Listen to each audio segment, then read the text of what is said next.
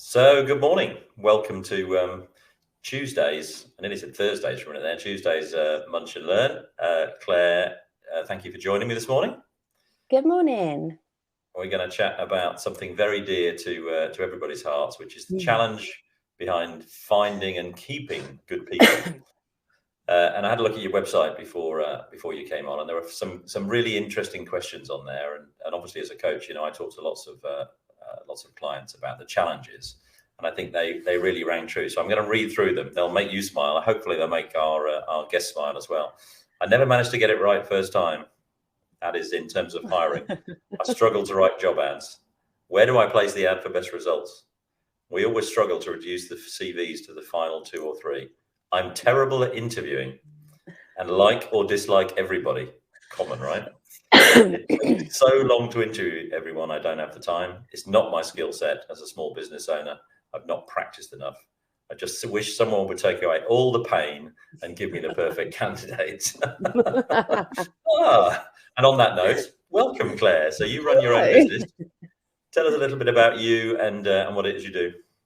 So I'm Claire. The business is quite young. It's about 6 months old, but it was formed out of a passion for recruitment. So I've always had relatively senior roles, particularly over the last 10 to 15 years. And part of my remit has always been recruitment and people as kind of a more generic term. And I made some awful mistakes in my early days of recruitment, couldn't retain staff members. They just didn't ever quite fit properly. And so I learned the hard way on kind of better protocols on how to kind of find good people. And, love small businesses. I think they are kind of the absolute root of everything that's doing well at the moment for our country and for kind of our society. So kind of merging those two together was an absolute must for me when I started thinking about this process about 8 to 9 months ago. I've always enjoyed it. I've always loved the idea of kind of getting the right people into the right roles. And I just wanted to infuse my decade of learning, basically, to create kind of a foolproof process into the business. Very good, very good. So I love the company name because, of course, recruitment has a little bit of a poor reputation generally, I think. So recruiters and pay me 20% of the first year's salary and all that kind of stuff. So you modeled your business really differently. Did you want to just talk us through what makes it's a people business different to everybody else? Yeah, so there is a real emphasis on people, I think, more than anything. And as a recruitment company, we actually do a lot of the hard work prior to the actual interview. So the one thing that I hear tons of is, oh, my candidate wasn't prepared for my interview. My candidate never turned up for my interview. And that to me is a real, it's just, there's just no need, if you're really waste of time and energy, right? Absolutely. Everybody's time and energy, to be honest. And so a lot of the hard work is done beforehand to find the right person. And I think that's the key to all of this. So as standard, we include psychometric testing. So we use DISC as standard before, the client has even come across the CV of the candidate. There's that psychometric testing. And that's done because we craft the job spec based on the person. So it's not just about let's just bunch a whole load of key responsibilities down on a bit of paper and see what happens. We actually write the job spec in a way which will appeal to the ideal candidate. And so to do the psychometric testing, we have that link there to know that they're kind of on the same page, in the right place and doing the right thing. Another couple of things that kind of differentiate us from other recruitment businesses, we have a fixed fee offering. So you mentioned about that 20% of salary. There is none of that. It's a fixed fee. They know what it is from day one. And we also include a bit of a self-selection process for the candidates as well. So to really ensure that that candidate is enthused and engaged in the role that they're applying for, they have to really take the driving seat in the application process. So what do you think it is that in typical recruitment terms, and a lot of small business owners will go through this, I've been through it myself, you put a job ad out there, you get a relatively weak response, half a dozen people, you read all of their CVs and you think, okay, well, I'll have them all in because I can't decide which one's any good or not. And you set up the appointments and only 2 people turn up. Yeah. What's the reason for that? I couldn't personally understand that. If I'd applied for a job, I'd be there. But what's the reason behind that, do you think? I think it's a bit of a communication thing. I think it's going back to that people piece. It's all well and good someone kind of applying for the role, but if they're not engaged and invested in the process, they're just not. They're just not there. They're not present. They're not going to turn up. But that's a little bit like most things, isn't it?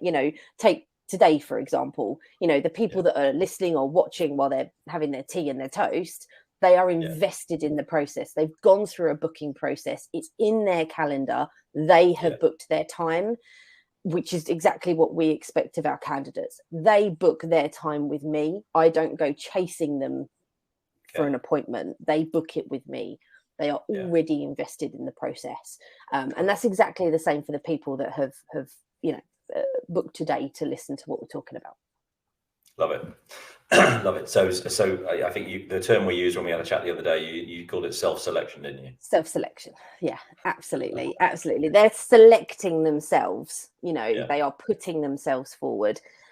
I'm quite strict. If they don't kind of hit the 3 points of self-selection, they don't move forward, even if they have the perfect CV. I might send a couple of nudge emails that are like, are you sure?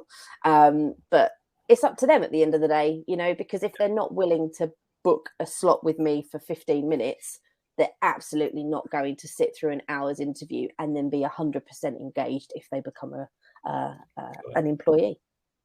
Got it. So if I put my small business owner's hat on, I am one of those, by the way. What are the challenges that most small business owners face then when recruiting? If you could kind of draw up the challenges list, what would it look like? Yeah, I think we touched on a little bit kind of earlier in the call when you kind of were talking about the questions that I've highlighted on the website. I think experience is huge.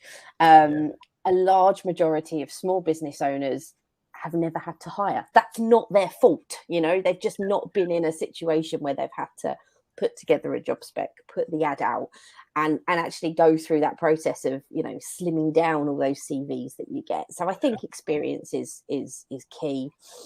Funding, hiring can be so expensive, and it's even more expensive if you get it wrong. The cost is astronomical. Again, you touched on it earlier.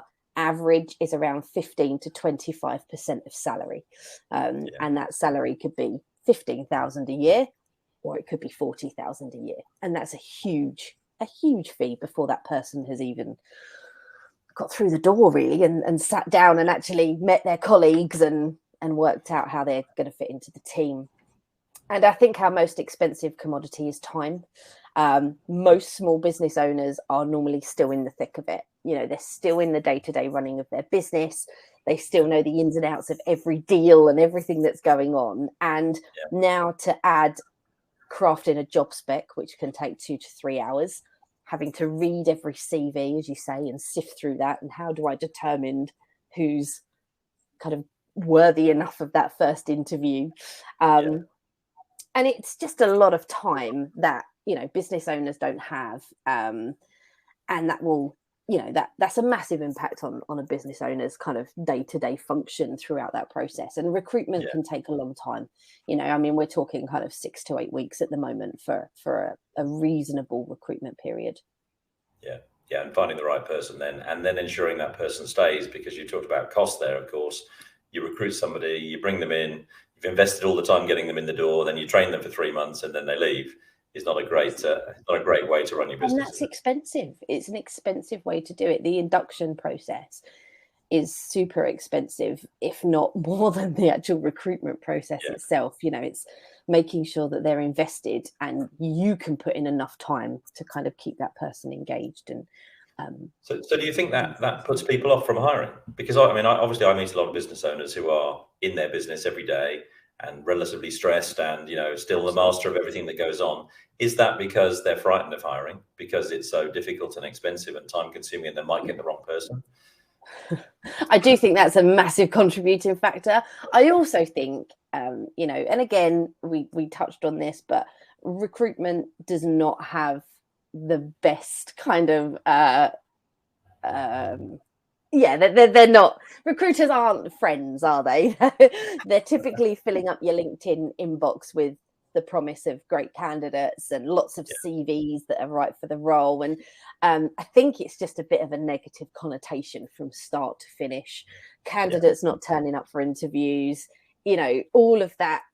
It's just all a very negative kind of situation to be in. And actually, I think recruitment is super exciting because it means you're growing. It means that you're aiming towards a bigger and better, whatever that is, whatever that goal is that you have for your business, whether it's monetary, whether it's size, whether it's extra product line. Having extra people with the right skill set is going to be, in my opinion, one of the only ways that you're going to reach those goals. But it's a daunting kind of process. Yeah, it is, isn't it? Yeah, and I think that that begs a whole bunch of questions. So you mentioned a few minutes ago, you know, from a time point of view, the business owner who's not experienced at recruiting and isn't experienced at interviewing, also isn't experienced at writing a job spec. Correct. So you talk on your website about recruitment marketing. So do you just want to talk a little bit about what you do differently? Yeah. So I suppose over the years of writing job specs, I've also seen thousands of job specs, and they all sound very similar. They all sound very, very repetitive, I suppose, is the phrase. And that's not anybody's fault because, you know, a telesalesperson for one business and a telesalesperson for another business, they're very transferable skills, aren't they? So the job specs probably won't be much different in terms of the expectation of the actual candidate themselves. What I really focus on is trying to put across in that job spec who the company is that they potentially want to work for, what exciting things, what's the journey that the company has gone on to get to the point now that they need an extra person. You know, why do they need that extra person? Maybe they're adding a product line, or maybe it's just sheer growth that they need somebody else to help them kind of get to the next set of goals. You know, what's that? And that's where I really focus on in a job spec, you know, the journey, what's the journey of the client, what's the opportunity for the actual candidate themselves, and then what are the benefits of that. So job is a really good way of being able to kind of write a job spec, you know, the journey, the opportunity, and then the benefits of kind of working together. Love it. Yeah, that's a great way of doing it, isn't it? Because it is from the company's point of view, it is a sales and marketing job to find the right candidate, isn't it? And I think, again, people forget that. So like you, I see lots of job specs and I read them and just go, where's the excitement? How am I going to get my candidate or potential candidate excited about what I'm doing? So that's great to hear that you approach it like that. And how is that received by business owners? So they'll write a job spec, I'm assuming, send it to you, you rewrite it. What's the general response? Oh God, we've never had that sort of job spec in our business before, which is a lovely feedback. It really is nice to hear that someone would go, actually, I'd apply for that job, you know. So yeah, no, it is really positive. Typically, again, I think, you know, if you're so in the thick of it, you can't always see the excitement of what's happening, and actually having a third person craft a job spec can get you really excited for kind of what you've actually recruiting for. You know, it's not just going to be this daunting, horrible, long drawn out process. Actually, it's going to be quite exciting and fun, and again, just get you kind of to where you want to be from a goal point of view. So everybody on the call right now has got their pen and paper poised. So if you're a small business owner, what's the process that you should be going through? So ignoring the recruiter, for example, even you, Claire, if they're going to recruit somebody, what should they be doing? What are the kind of 4 or 5 steps to make sure they get the right individual? I think you need to start with the actual kind of job spec itself, and you know, just don't try to do it in one sitting. You know, spend a bit of time on it. You know, what's the journey of the business? What have been the milestones which for you have been really imperative and important to you and to the company as a whole? Try to inject in your job spec as well kind of the general feel of the team. You know, what does the team stand for? What are the values that team are kind of bringing to the table? What makes you a great team, essentially, is kind of what you need to kind of inject in that job spec. And make sure that you're competitive as well. You know, it's very easy to kind of pick a number out of your head from a salary point of view, but actually, is that competitive in your region and for the role elsewhere? So do a little bit of research, pick one of the, you know, Indeed or Read, and just have a look at what others are kind of putting out there as salary expectations for that role. So that's probably the first thing. When you get to the point of kind of CVs and interview, always kind of keep the same structure. You know, what are the skills? What are the top 5 skills that you need? If those skills aren't mentioned in the CV, they don't get through to the next round. If they are mentioned, then you put them into the next round. You know, try to not go, oh, well, actually, it's okay, 4's enough, you know, or, you know, 2's enough because they can, you know, I don't know, they landed on the moon or something. Like, just try to stick to the same structure. And that goes for the interview as well. You know, have your 8 set of questions. Don't go too mad. But have kind of 5 to 8 questions that you're going to ask every candidate. Because when it comes to the selection process, whether that's just to a final interview or even to a hire, you need to be able to compare the results. You need to be able to have a real black and white view of what this looks like. And then once you have your black and white view, do some sort of psychometric testing. You know, there are so many out there. They could go to an action coach, for example, and get some help with DISC.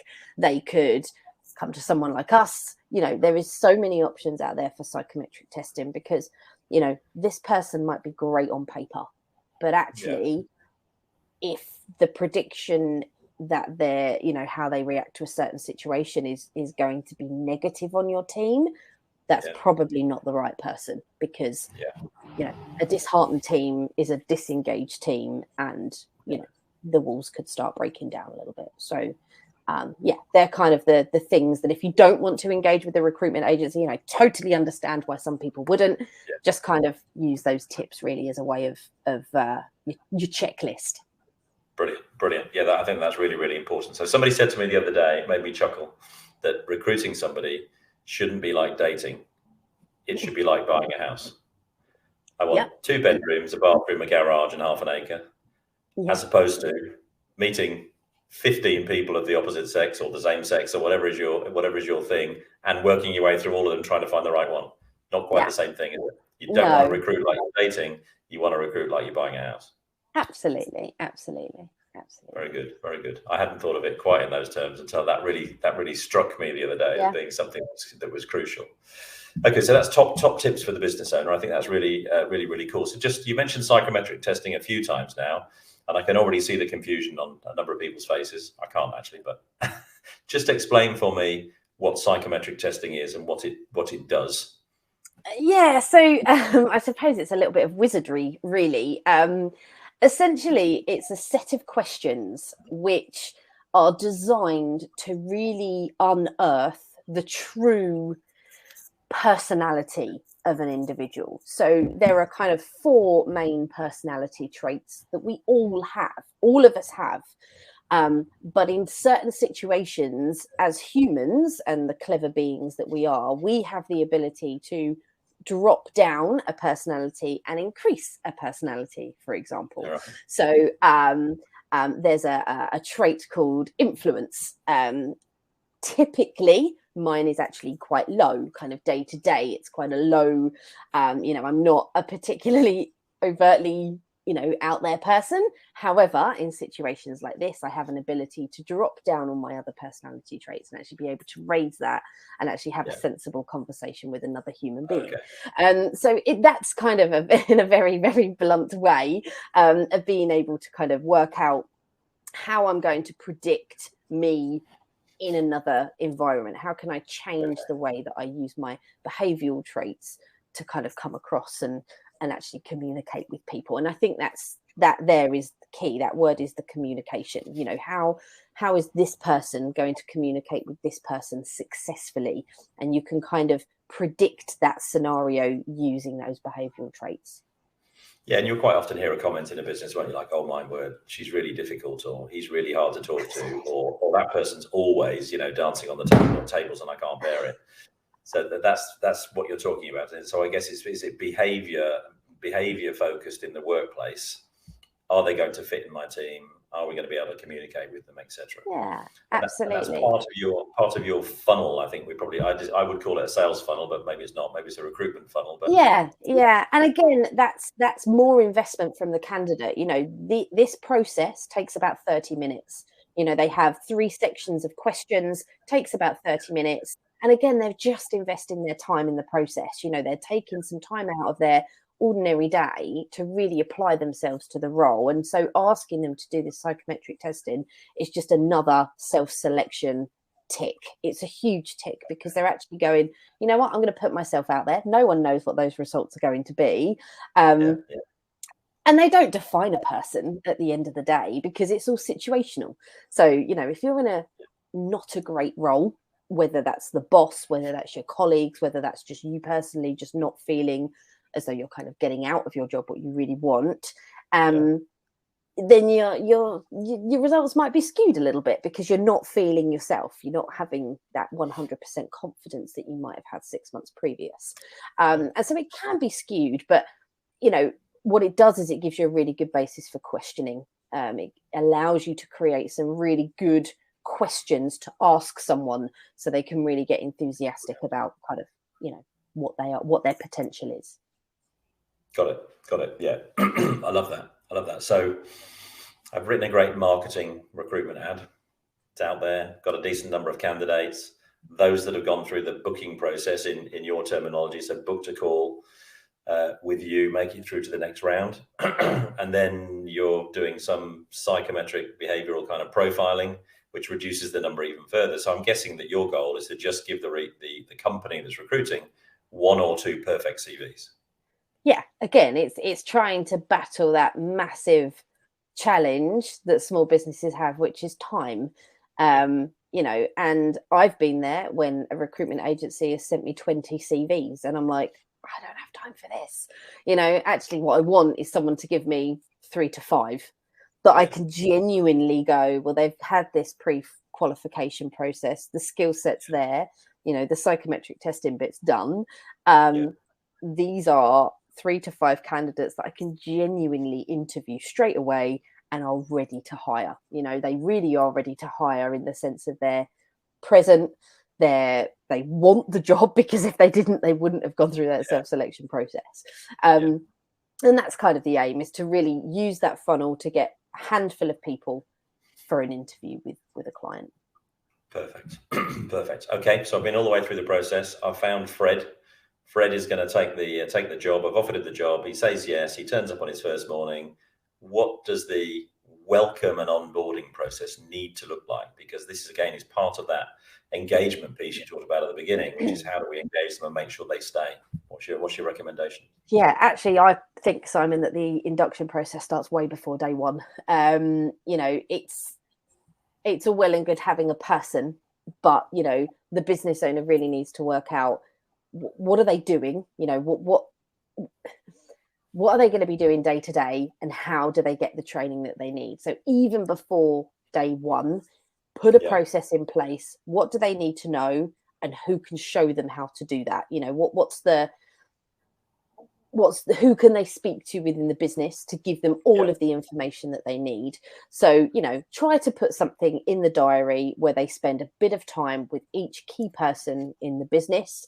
That doesn't all have to happen on day one. That can happen over the first week, but let them have some airtime with some really key people in the business, to kind of working out where they come from, what makes the company great to work for, what are the key challenges, because if this person has the right skill set, then hopefully they're going to be able to help them kind of battle those challenges. And the other thing is to set some real clear KPIs. We all have this thing called a probation period. Everyone talks about it, but do we actually utilize it to its absolute necessity? most people's probation period is 6 months. That does give the business owner some more protection if that person, for whatever reason, doesn't quite pan out in the right way. But it also gives the candidate that same protection as well.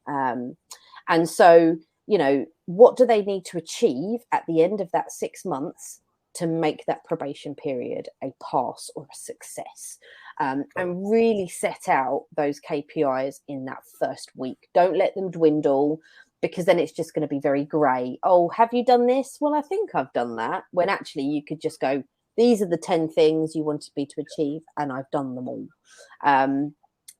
Get them involved in team events. I think team events are really important, whether that's kind of regular meetings in the office, or actually you kind of take some time out of the office and do something kind of outside of that.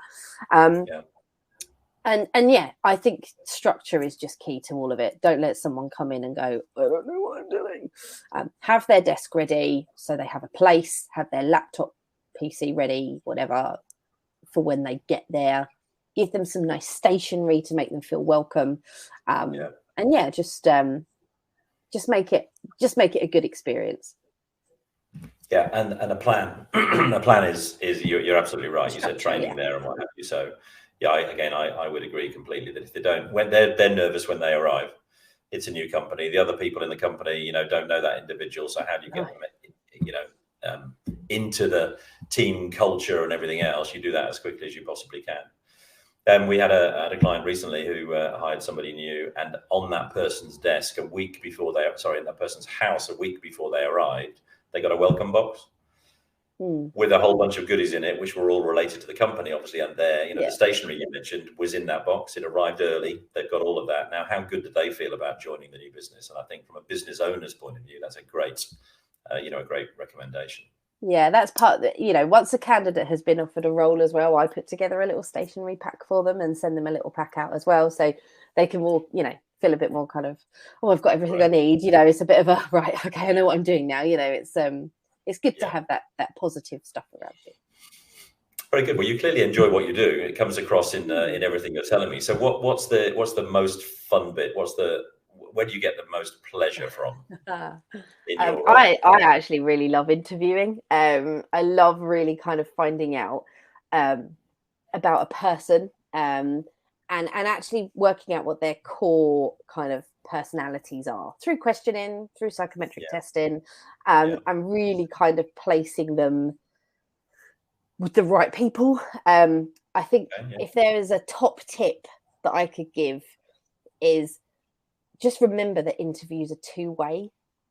It's not just about, is that candidate right for me? Is that candidate right for me? Of course they want the job. I'm great. My business is great. Yes, it is. But actually, are you right for them? It's a two-way conversation. It's not just about grilling this person to make sure they're right for you. Make it two-way. Are you in line with what they want to be doing in 5 years' time? Do they want to be with a really high kind of growth-orientated business, or actually do they need a slightly more steadier environment, for example? And making sure that it's two-way. And I think that's why I really enjoy interviewing, because I don't see it as interviewing. It's more of a conversation, more of a chat with some structure. That's really interesting, isn't it? Because if you go back 20 years or longer, it was an employer's market. Absolutely. For you to come and work for me was your privilege, not mine. Today, it's the reverse, right? The candidate will only go where they actually want to go. So you need to make them feel welcome and then bring them on board in the right way, and so on and so forth. That's kind of what you're saying, isn't it? It is an employee-driven market these days. Absolutely. And all those times, kind of this self-selection process also goes two ways. Yes, we're expecting the candidate to book time with us. Yes, we're expecting them to do the psychometric testing and all that self-selection process to go through the funnel. They'll be expecting the same. So is the employer getting back to them in a reasonable time frame? Are they coming back with sensible and constructive notes? Have they said, yes, we're going to offer you the job, and then waited 4 weeks to issue them a contract? They are also very negative connotations that the candidate will go, you know what, I'm out. They're not self-selecting them. And so, so again, that goes both ways. Yeah, that's hugely important, I think, and that process is not very well refined, I don't think, in most business owners' minds, simply because they're too busy. Absolutely. And so that's where you come in, right? You take all of the heat out of this and you do the whole lot. So do you do, so just very quickly, because we're almost at the end, do you also do follow-on processes? So when you do contracts and all that kind of malarkey as well? Yeah. So I have experience of that. I'm not a qualified HR person, but you know, from a contract point of view, I can certainly help. I can also help you put some sort of induction together as well for the first kind of probation period, even if it's just a loose one, just to keep the business owner kind of on the straight and narrow. You know, has this happened? When's this happening? And being a bit of a sounding board to put that in place. So yeah, we'll support through that as well. Fantastic. Claire, it's been a pleasure. Thank you ever so much for joining us this morning. Thanks to everybody who joined. We'll see you on Thursday at 12:30. Yes, thank you for having me. Thank you, Claire. Take care. Bye.